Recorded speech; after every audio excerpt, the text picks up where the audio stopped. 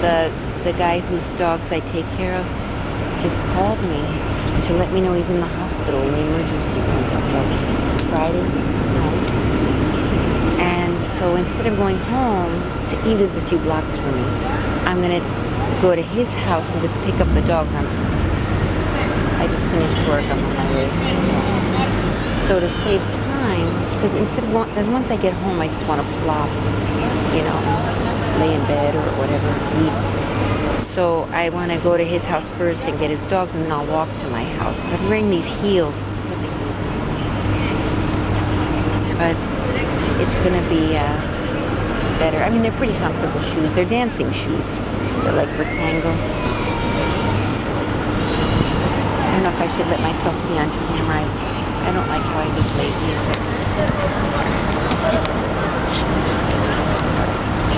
I don't know what you can hear. Anyway, once I get to my friend's house, I'll film some more.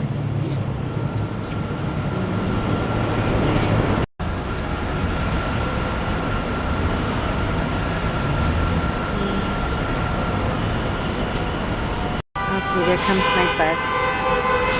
Oh no, that's not my bus. It should be here in a minute or two.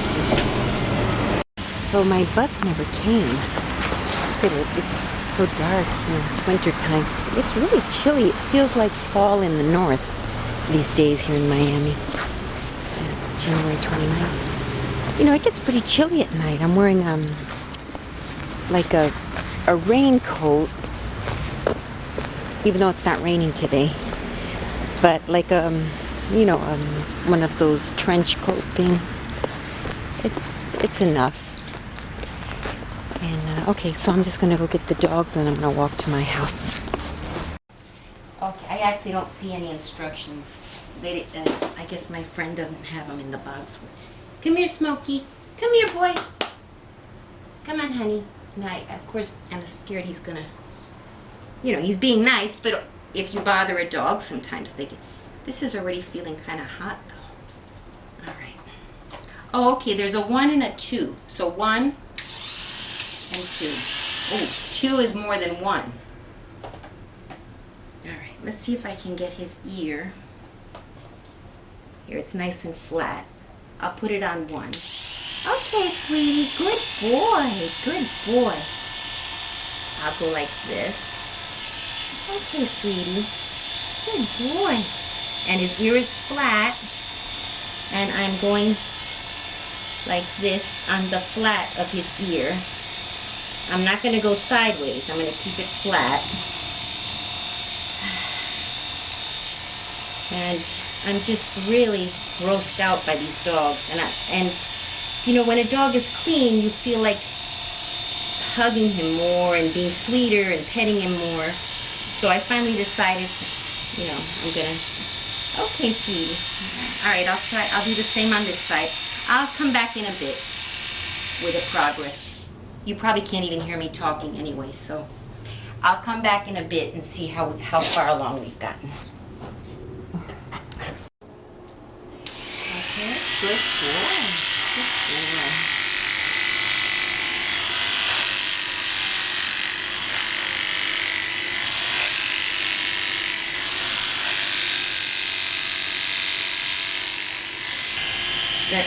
I think I'm going to give him a bath now. I mean, obviously I'm not a professional, so.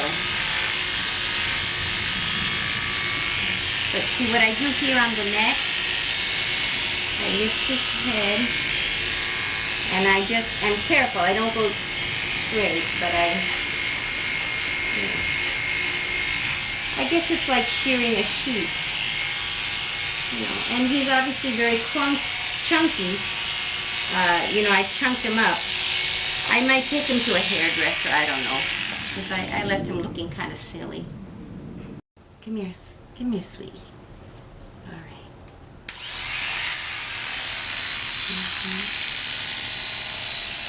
And see, on some parts, I just pick up the hair and I cut like this. I pick up the hair and I cut like that if I'm scared to get close to the skin. But I'm actually realizing this is sort of like what the sheep shearers do. You know, I'm not pushing it hard against the skin. I'm just doing it very lightly. And wherever there's wrinkles, I flatten it out. Oh, I'm going to hear all the mess. And like the paws, I'm not sure how to do them. You know, and I want him to feel comfortable. So I'm just grabbing the hair, and as there's less hair, it's easier. The ears, you know, I did like that. I grabbed the hair, and now it's too short. I'm not going to do it anymore. And what's left, there's some gummy stuff on the ears, but I don't want to catch the ears, and so I'm just going to, I'd like to finish his paws. Maybe.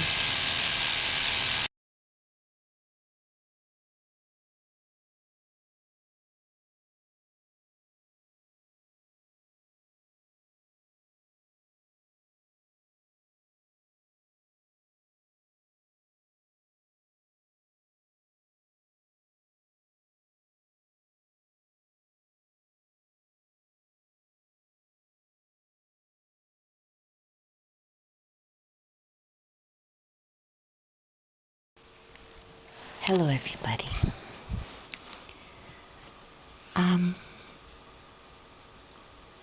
Well, I've had a rough few weeks. I mean, just to start off, the gentleman that I remember, I always take care of his dogs. He fell ill, like towards the end of January. He fell ill, and he called me, like I was at work. He called me on my cell phone. He said, "Listen, I need you to take my dogs a few days. I'm in the hospital. I'm really sick." I was like, "Oh, of course. You know, I went to his house. I can get in. I had a key. Not a key, but I had a way of getting a key. So right after work, it was a Friday. It was the day I leave late from work. So I went over to his house, got the dogs, brought them back to my house. I live a few blocks away. And, well, as it turns out, my friend was in the last stages of cancer. He had no idea, you know, there were no symptoms. And then, like within 3 weeks, he passed away. I mean, it's been really rough, you know. And his dogs were at my house. In theory, they were only going to be here until he recuperated, because, of course, we didn't know how serious it was. But now he passed away, and you know, that's no problem for me, because I've always wanted a dog. I've been wanting a dog for a long time, and my parents wouldn't let me have one and whatever. But as it turns out, they're letting me keep the dogs, so that's, you know, a bittersweet sort of ending to the whole thing. Because I have affection for both of them now. They've been here like almost a month. But I really was crazy. I was always crazy about this Cocker Spaniel. That was my, like, I always loved him. I mean, obviously, I would not have wanted it to end the way it's ended. Obviously, I would prefer that my friends still be here and the dogs be with him. But, you know, I'm kind of happy that at least I can give love to the dogs, and they'll be fine. And my friend would be happy knowing that the dogs are still together in there with me. So it's my way of maybe honoring him, you know. But so that's all I can say. It's been very bittersweet. I've been very kind of depressed, because he's a good friend from like almost, let's say I met him in 1999. We dated briefly, not very long, but we remained friends. And even, you know, I ended up getting married. I moved away for all those years. I came back, and we just picked up where we left off as far as friendship. We never got back, you know, romantically. But he was just such a wonderful person, you know, accepting of people's opinions. You could talk to him about anything. He wouldn't get offended. He wouldn't get, you know, we had different political views, but you know, I could freely discuss my views, and he didn't judge me for them, and he would talk about his views, and I didn't judge him for. I don't judge people for their views. I don't always agree, but And that's what friends do. That's what decent people do. They can listen to others' opinions and not judge them. But anyway, that was one of the reasons he was so wonderful. But yes, I've been kind of sad, and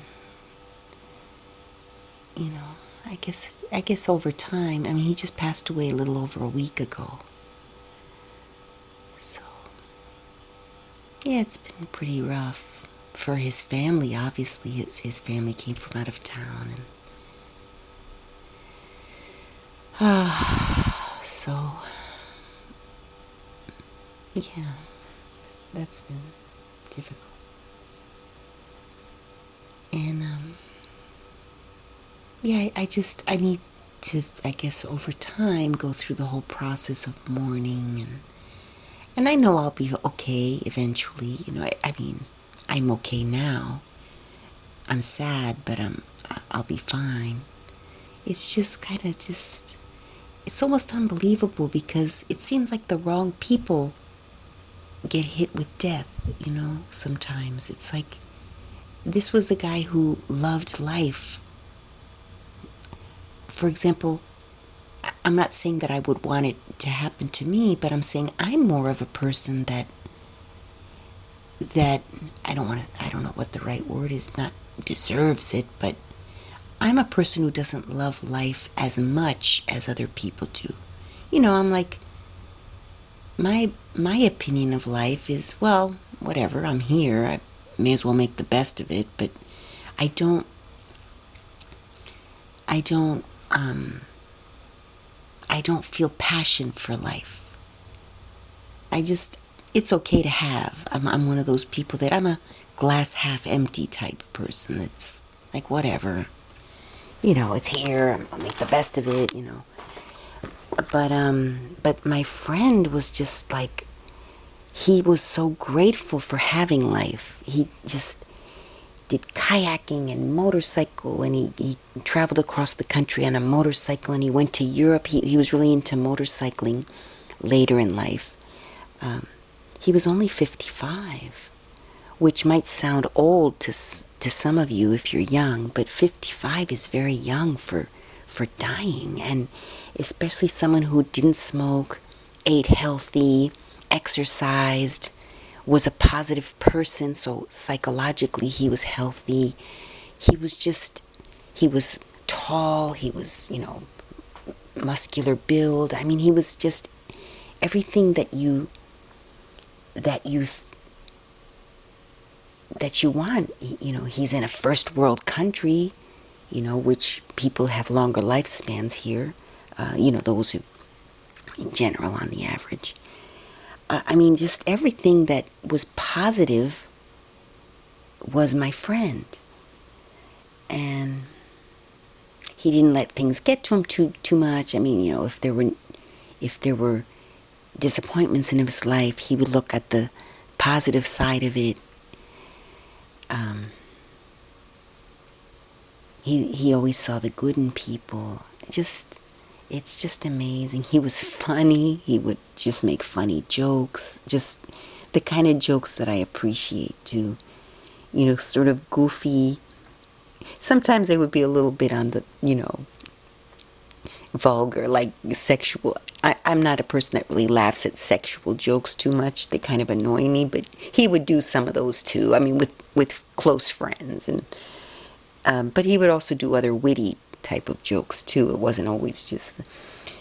But he also had, like, he appreciated different types of humor. He had a fart machine. I mean, these were the kind of things that would annoy me when he was alive,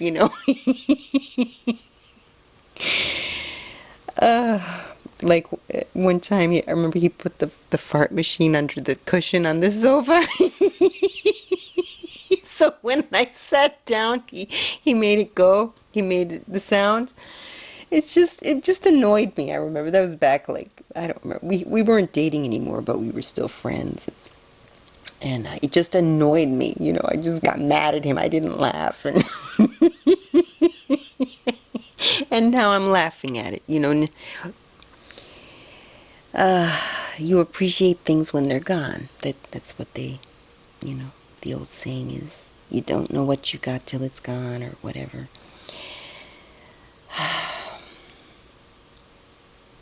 Yeah. So his dogs are okay.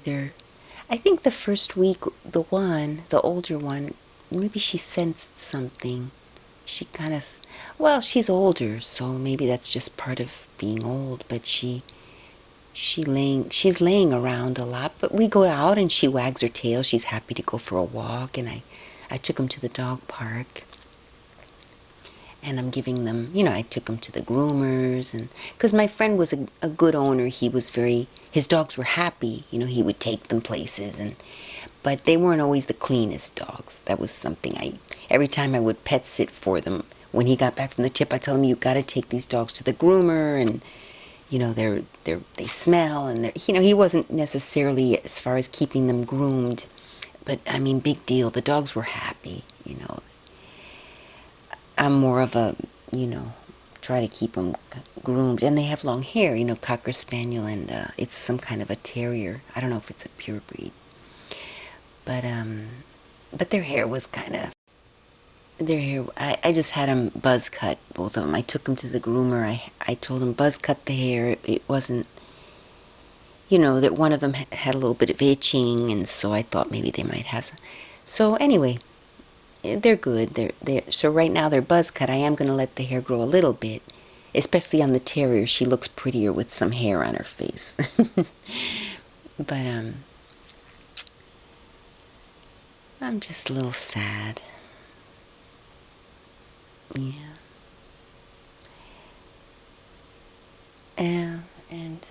But aside from that, I'm still going on with my usual activities. I'm still doing Tinder, but I actually realized that Tinder is not a place to meet people necessarily. I think it has the reputation of being a hookup site, and I think that's what most of the people on there are there for. I don't know, maybe some people find relationships on there. I think I haven't heard much like with eHarmony, you hear stories on the news, or the site itself brags that they have gotten marriages out of it. I tried eHarmony, I didn't have any luck on there. But Tinder really does appear to be a hookup site. Let me think. Oh, I met one person in person who actually met with me. We had a breakfast. We went to a jazz brunch thing, and then he never called again. So he lives kind of far away, though. He's like 50 miles away. It's a little too much for either of us, even if we meet in the middle. And I don't think, I think he was a nice guy. Maybe he was also hoping for a hookup, but maybe he was one of the ones that's willing to go on a date or two first. I don't know, but he never called again. And everyone else, because as you're chatting, it starts to become clear what you're looking for. And plus, I say in my profile that I'm looking for a relationship. So right there, I guess it's obvious. But maybe men think, okay, she says that, but is that what she really means? And then, so we start chatting, and it soon becomes evident what each of us is on there for. And I'm finding that, a lot of them are just sort of, when you get down to it, you do a little of this polite chatting back and forth, but I guess most of them don't really want to even consider a relationship. That's what because I can understand maybe a guy, of course, just chatting, you don't know if you're going to end up in a relationship with this person, but I think the people on Tinder are not even willing to entertain a possible relationship, so they really are on there, it seems to me, at least in the people I've been meeting. Because they won't even meet me for coffee. I mean, if they're not even, and they're people that live nearby, it's not like they live as far away as the one guy that I met. So I've been on there forever, however long I've been on there. Maybe you guys will remember because I put videos up when I first signed up. But, I've only met one person. Now with Match and eHarmony, the guys would actually meet with me and go out on a date, even if it was a Dutch, I would pay for my half, but they would actually be willing to meet. So now I'm thinking that maybe Match and eHarmony, maybe because of the reputation they have, are more sites that where people might be considering, at least. You might find more people that are considering a relationship. Whereas Plenty of Fish and Tinder, I really haven't had many, I haven't had bad experiences, but I haven't gotten many dates from them. And so I don't know, I might give Tinder, I've started talking to this guy, but see, the guy is I'm not sure how it works, because I say I want a 50-mile radius, but somehow I met a guy in Charlotte. So I don't know if the guy said, maybe he claimed that he was in Miami, because as it turns out, it's a guy who lives in Charlotte, North Carolina, but he's traveling to Miami for business. But I mean, and I started talking with him thinking he was in Miami, and as we started talking more, it turns out he's in North Carolina. So he says he'll be in here in business in a week. So, I mean, if he contacts me when he gets here, I guess I'll meet him, but I don't even know if the guy's, he might be a married businessman, just wants to have, out-of-town flings or something while he's on business. I don't know. He hasn't said that, but, I'll have to see. The guy might even be married. So, because I have seen a few on there too. I am married. I'm looking for a fling. I mean, they're just flat out, honest about it, which I appreciate. At least on their profile they say it. I can not even bother.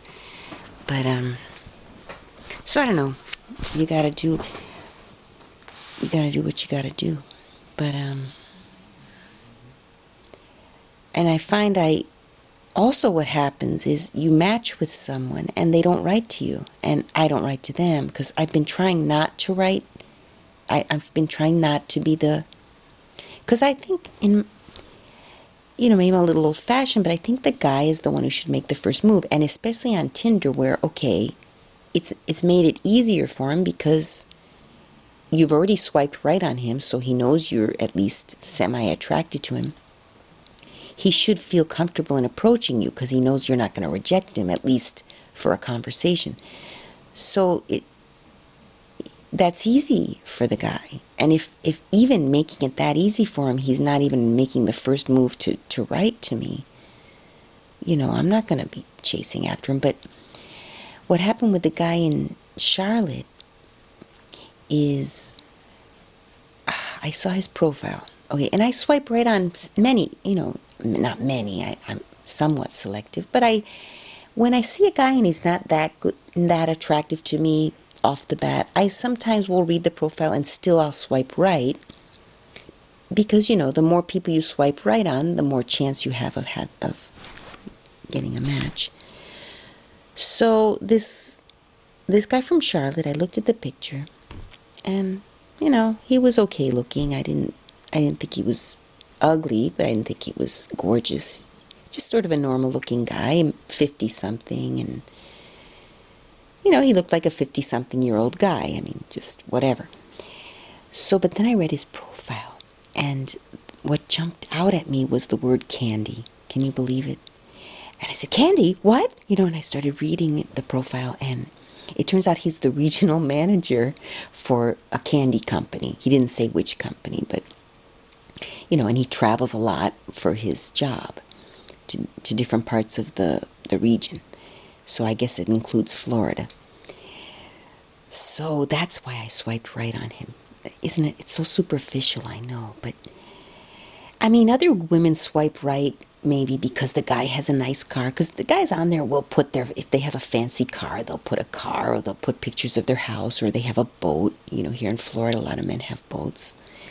And, that doesn't impress me, a fancy car. A nice house might catch my eye. It doesn't impress me as far as, a cute house will impress me too. If it's like a little, if he has a picture of a room and he's got it decorated semi, manly like, but it's relatively picked up. And actually, even if the house is a teeny bit messy, I think, because sometimes men will picture their house and it looks a little bit not so kept, a little cluttery, not necessarily dirty looking, but cluttery.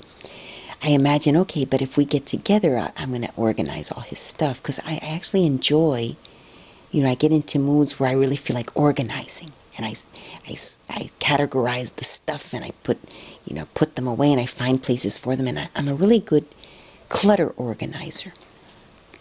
And I enjoy doing it for people I care about. I don't necessarily do it so well for myself for some reason. I guess that has to do with self-love or whatever, but when I like someone else, and it's a man, because women usually actually don't even want you to organize their house. If I had a friend or something. Well, anyway, my point was, so those things don't really impress me, but I will be impressed, like, yeah, candy. I mean, right there, And if the guy has like pictures of horses, like if he's in the horse, if he has a horse, or maybe he doesn't have a horse, maybe it's just a picture of him on a horse that shows he likes horseback riding, or if he has a dog, some kind of animal, or a cat, any kind of animal, not dead fish though. I mean, there are a lot of fishing pictures and men holding up these poor dead fish, and I don't like that. That doesn't impress me. But there are so many pictures of men. I don't know if that's all over the U.S., but in Florida, there are so many men holding up dead fish in these on all of the sites I've been on. That's one thing I've noticed. It's like they think they're going to impress women with holding up dead fish. I don't know. Some of them are big, like some of them go deep sea fishing and have caught a marlin. I'm laughing, but I feel bad for the fish. I eat fish, so I shouldn't be such a hypocrite. I just don't like seeing them dead and imagining how the poor thing died. And or those lobsters. The lobsters in Florida don't have claws. So there's like this lobster fishing thing you can go on, like tours. And I think they're not quite as meaty as the lobsters up north. But they got some meat in them. But it's like the men holding up their fish. It's almost like, yeah, they're showing off. Look how big the fish is, like in a Freudian way. It's like, look, my fish is big. I won't say what I'm thinking, but it's sort of Freudian, if you can read between the lines to what I'm talking about. And they're all, it's almost like they're challenging women to compare between the pictures. They each don't know that other men are posting these pictures of dead fish, but and so the guy that catches the marlin thinks he's all that, as opposed to the guy who catches like a whatever. I don't know. One guy was holding up a starfish. I guess he was making like a he had caught a starfish. The starfish has the mouth right in the middle of his body, and then the arms are all around, or legs or arms, I don't know what they are all around, but the mouth is right in the middle on the bottom. So this poor little starfish, I guess, saw the bait and grabbed it and got caught on the guy's hook. And so the guy was holding up this starfish caught on the hook. I guess it was, I don't know if it was dead or alive, it's a picture, but I just was thinking, I kind of want to swipe right on the guys who have a fish, only to tell them, did you let the fish go after? Like the starfish, he could have let the poor starfish go. Was he not going to eat it? But that guy was just a joker. I mean, I guess he thought it was funny that he caught a starfish. But, I mean, anyway, I hope he let the starfish go. And, what else? I gotta do some real productive videos. I like doing these rambles because they're easy and I don't have to put much effort into it. I'm just talking. But I really need to put effort into the other two channels, which are the ones that actually make me money. I used to love doing the clothing channel, the one, and yeah, I just lost all. I lost my inspiration. I keep hoping it's going to come back, but I've got to force it a little bit. And yeah, the other one, actually the ASMR channel is even more difficult than the clothing one. You'd think it'd be easier, but it's hard because, well, it's hard when you want to do a good quality ASMR. Because, and then people start like saying, oh, I guess that's what sort of turned me off a little bit to the ASMR channel, was that people were starting to get sort of demand, you know, not too many people, but it's like, oh, I'm so disappointed. I'm unsubscribing. I thought this was going to be a better channel. You know, if you don't like it, I mean, I understand. I'm glad that people critique, and it's important to hear negative and positive. You know, I don't want to be one of those people, oh, only talk, say good things, or don't. You know, obviously it's good to hear negative critiques on the videos because, you know, it makes you aware. And if you want to agree with them or not, that's up to you. But I kind of felt, I don't know, I kind of felt like, I don't know what the word is. But I just kind of, I had like 2 or 3 not so nice comments. Most of the comments are nice people saying, oh, this great video, thank you, or whatever. But I find that maybe it's the new generation, since they're accustomed to getting free videos on YouTube and free everything, they're not quite as appreciative, maybe, of whatever you have to offer. Because I started YouTube, you couldn't even make money on YouTube when I first started. I mean, Google Ads had only just started, and only very select people could put monetization. It would be people with only high views, and they wouldn't let just anybody. Now, on YouTube, even if you're a small-time, low-view channel, you can monetize your channel. You're not going to make much because you don't have a lot of viewers, but anybody's allowed to monetize, which I like. I think that's wonderful because it kind of gives you incentive to improve and make it better, and you know, it's a business. But the people who started on YouTube originally were people who just wanted to share something with the world.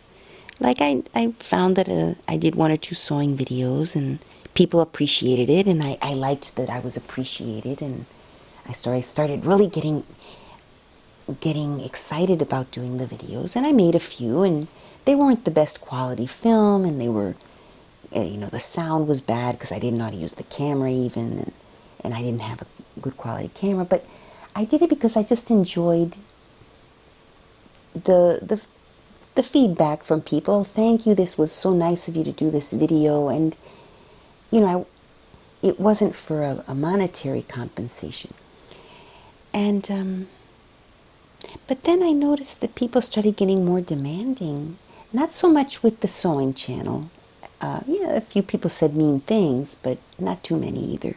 I haven't had a lot of mean followers or viewers or anything, occasionally. But I found on the ASMR channel, yes, by then I had started, you know, earning money from Google. Not much either, because if you don't put effort into your channel, you're not going to make money, and I'm not putting much effort into it.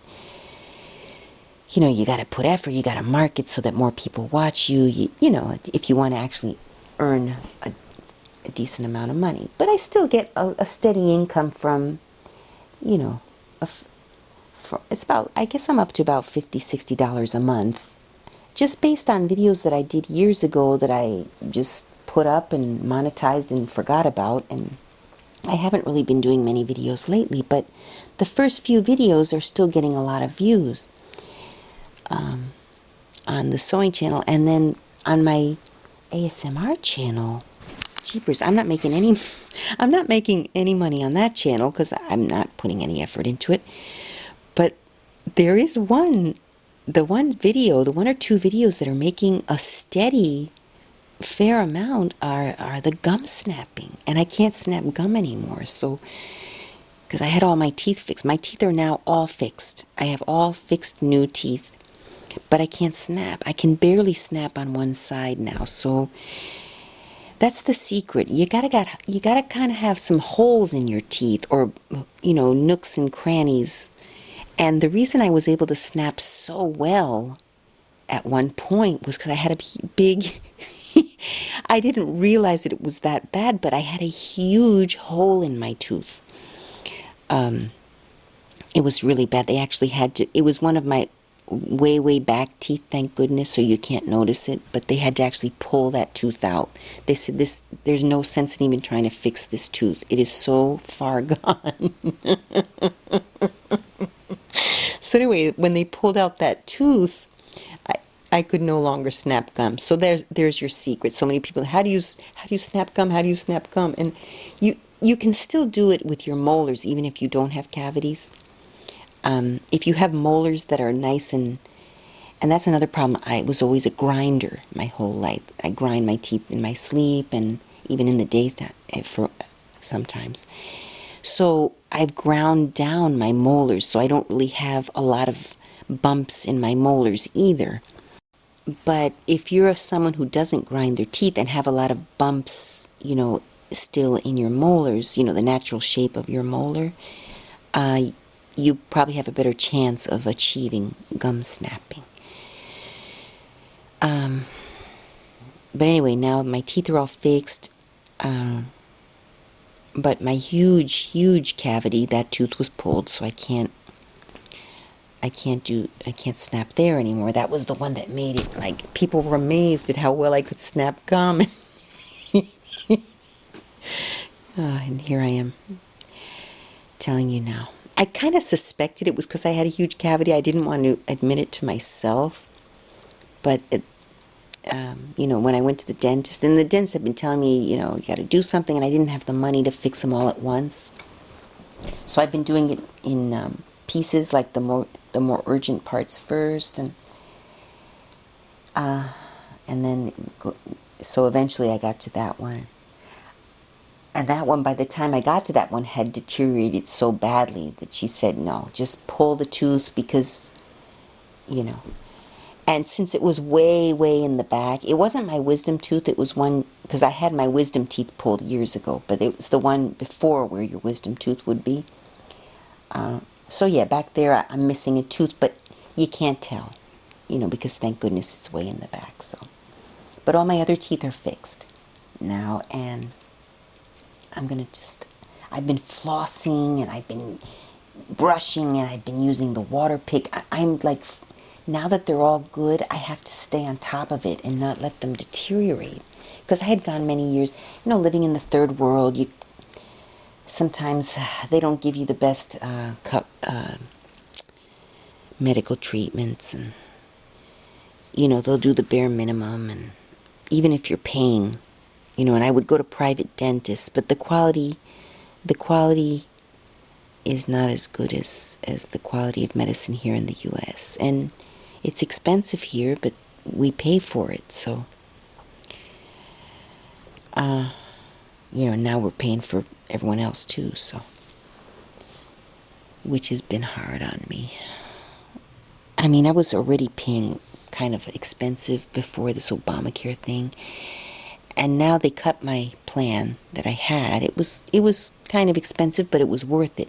Now I'm paying more, and I'm getting less coverage because the plan I had, they cut it. But it's still, still covers something. But I have a higher deductible now, and it hasn't been good for me. The Obamacare thing. It's screwed me up. I can't find a job because now jobs don't give you. I have a part-time job. But and maybe because of my age, I don't know, but I'm not getting jobs that are offering benefits. Like when I've applied, I'll get a job. I can find work, so I have an income, but I could even work full-time if I wanted to. I'm working part-time now, especially now with my friend, it passed away, and my mother had gotten very ill too. She's better now. the lady died in Argentina. I had to go down there, and so I had like all these things one after the other. So I hadn't really been looking for full-time work. But even if I did, I mean, actually full-time they're not offering anymore. They're offering just the amount of time so that they don't have to cover the benefits. So out of pocket per month, it's higher than what I was paying before. Before I was temping, but I could, with my father's help a bit, sometimes I would be able to pay for my health care, and now it's just too expensive. My father's paying for it with, I'm helping a bit, but I basically,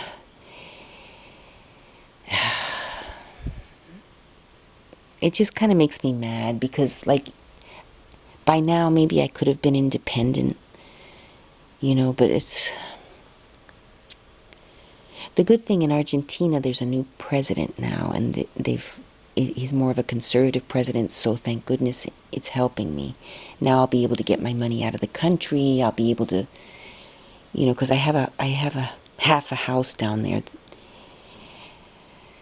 that, well, anyway, that's a whole other issue. But maybe I'll be able to get money out of the country, and maybe I could put a down payment if I stay in my job long enough. I'll be able to get a loan and start paying, get my own house or something. I can't even afford rent. In Miami, it's obscene. It's gotten so expensive. Miami's the most expensive city in the world right now. I've read in the paper, some articles, because it's become sort of it's very tourist, but it's also become, for some reason, a place to visit now. By many Latin Americans are coming and to visit, and even in the U.S., it's grown a lot. There's a lot of construction going on, and parts of town that used to be not so nice are now gentrified. So even the parts of town where I might have been able to afford before, because they were, in quotes, bad parts of town, are now too expensive for me too, because they've gentrified quickly.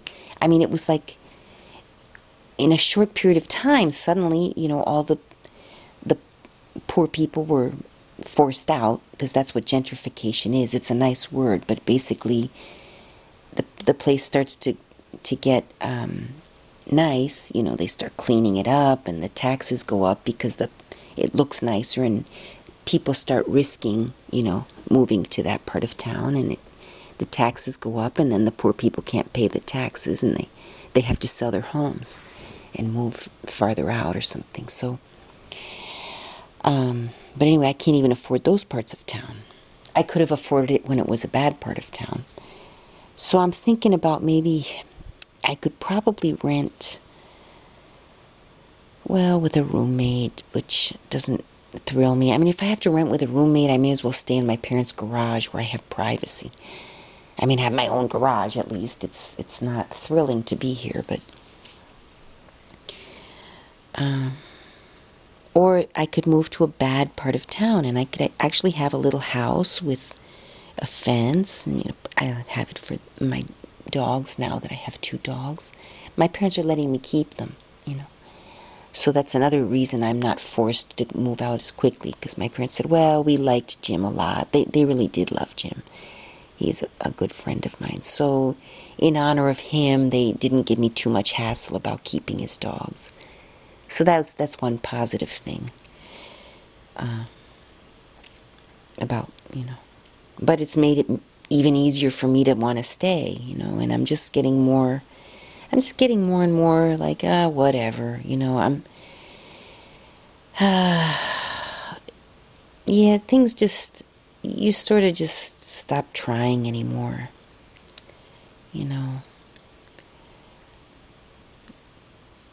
I don't want to say I'm depressed.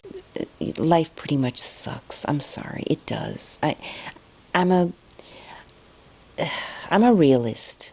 I mean, you try to find the nice things in life, but they're not many. And the world is a horrible, horrible place. It really is.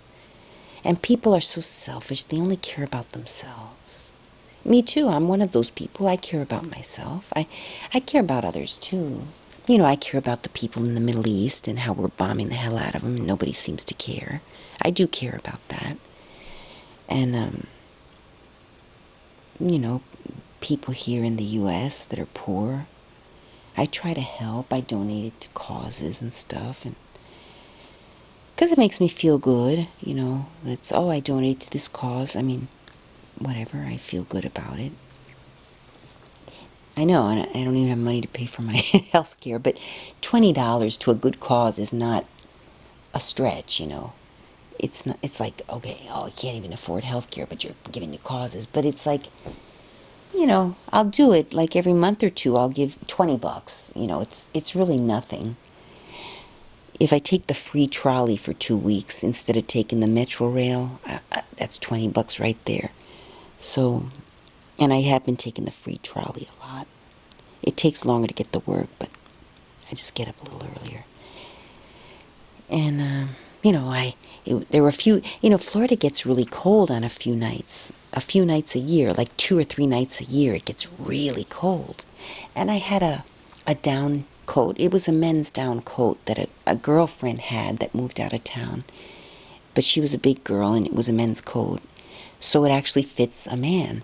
And the cold snap was coming. I took the coat to work one day because I knew I would meet a homeless person. And I met a man. It looked like it fit him. I said, look, here.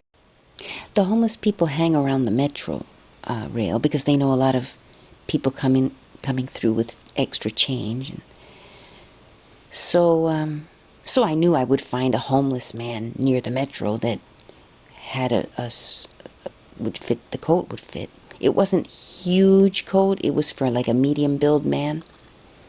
And so, yeah, I got off the Metro. There was a man standing there. The coat looked like it fit him. I said, oh, here, look, the cold is coming.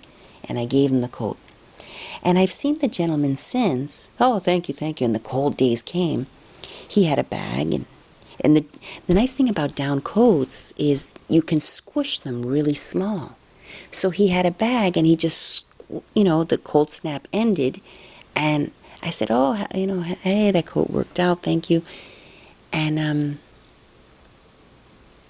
he said, look, I squished it, it's in my bag. So, and he had squished the coat really small. It was a big coat, you know, but it's very, you can compact it, and he squished it all together into his, and so I told him, okay, keep it for now.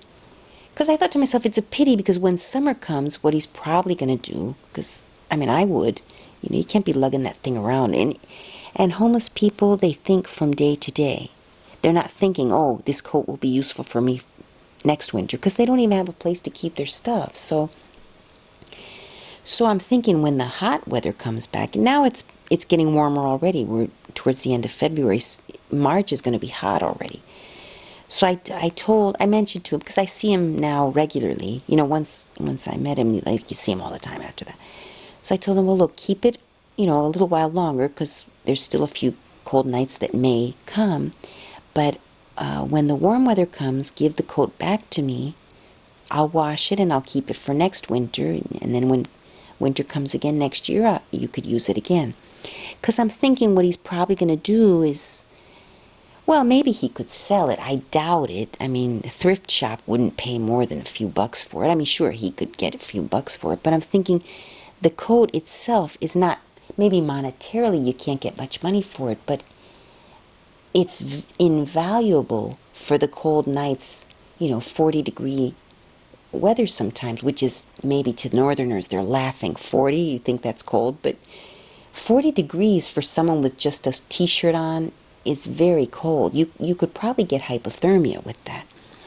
And the guy that I met, he had on a sweatshirt, but it was a thin, worn sweatshirt. It wasn't going to keep him cold on those cold nights. So he said yes, and so we'll see if he, you know, I'm hoping he will. And yeah, maybe next time I see him, I'll say, what do you think? Is it time you know, I don't think any really cold nights are coming back, but you know, I'll discuss it with him. If he wants to hold on to the coat a few more weeks, that's fine. But yeah, give it back to me. I'll wash it. I'll keep it until next winter, and if I see him again next winter, I'll, you know, or maybe we can agree, let's meet on, you know, early January. It doesn't really start to get cold until January or December. You know, I could maybe give it to him a little early so he's prepared. But don't know, it just seems like something I could do.